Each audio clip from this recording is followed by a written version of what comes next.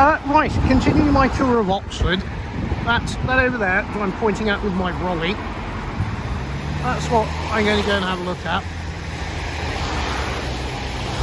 Trying not to get run over. This man in his small van.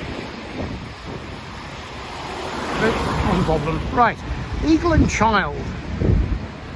Now, this is a lovely 17th century building that's been a pub or tavern since it was built. But as you can see today, if you wander over to it, sadly it's all rather closed up and neglected, and it's been closed up for, oh crikey, 3.5, 4 years now. If you can't really see anything through the window, all you can see is me. Never mind, not to worry. But, you know, looking down the side, there.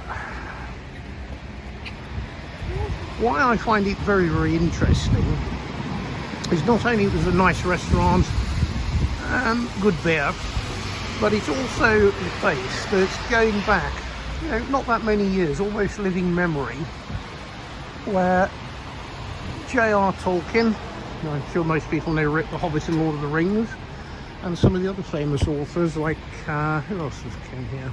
C.S. Lewis, who wrote Lion, the Witch and the Wardrobe. This was their local pub. Let me just step back before I carry on waffling because there are people coming.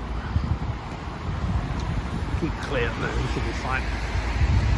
Is that in the 1930s, right up to the 1950s, these writers actually used to meet here, and it was their local pub. Once a month they would sit in the back room, chat about what they were writing, exchange manuscripts. And at the time Tolkien was a professor of Anglo-Saxon, I believe, here. But sadly today, it's all closed up and horrible. And I don't know why. I mean, it's ridiculous, absolutely ridiculous. The structure of the building's great, the interior was great. But for whatever reason, the owners, I mean, it was owned by one of the university colleges, and I think it was sold about 20 years ago, but to another college. And nothing, they've closed it up and they're just leaving it. I mean, to me it's absolutely bonkers.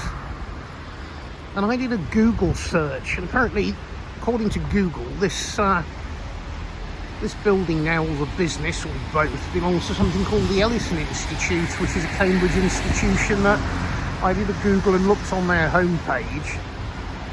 Some sort of scientific analysis company that deals with developments in sustainable farming. Well, you know, sustainable farming by a cow or a chicken or a goat or something, that is sustainable farming. It's lasted 10,000 years and it will go on to eternity. You know, you don't need to own a pub.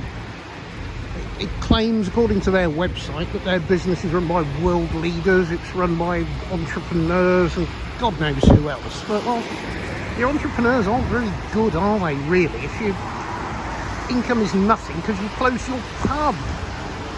You know, the final thing that left me flabbergasted about this company, the last couple of lines on their website, says they act as economic advisors for the government. I mean, how can you possibly advise the government on economics if you can't even manage to run a pub in a university town where half the population spend all day sitting in a pub? I mean, it defies logic that these people sit around making this up. I mean, honestly, I'd have to be on the crack pipe for a week before I came up with such rubbish. But, you know, forgetting all that, glorious building, prime location, right on the main road, the Woodstock Road. Where are we? I don't know. 3-5 minutes walk from the centre of town.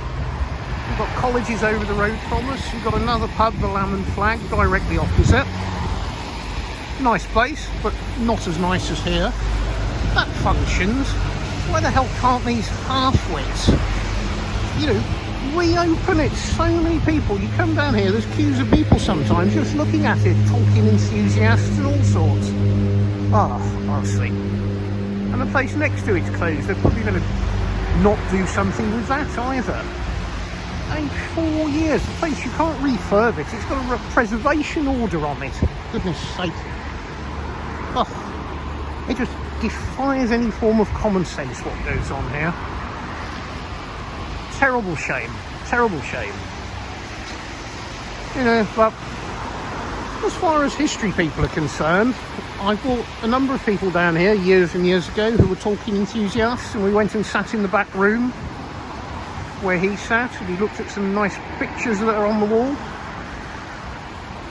Dreadful.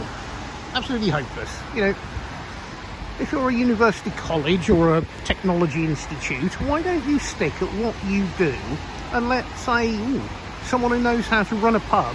You know, I don't give advice on brain surgery because I'm an antiques dealer, not a brain surgeon. Oh, absolutely hopeless. Really is. Never mind. I'm going down the road, about 100 yards down here, because somebody's invited me for a very nice lunch.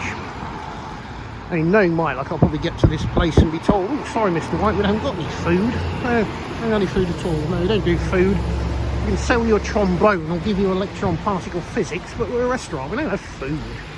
I mean, that's how absurd things are these days. Ridiculous. But, you know, let's not get round the fact Oxford is fabulous. Oh, wonderful man on a bloody bicycle. Here's another one. Student layabout. Oxford is a wonderful place, and there is an awful lot to see and do. And it's probably just my being peeved that where I like to go to, and where I've always gone for years, just isn't there anymore. Yeah, this is life.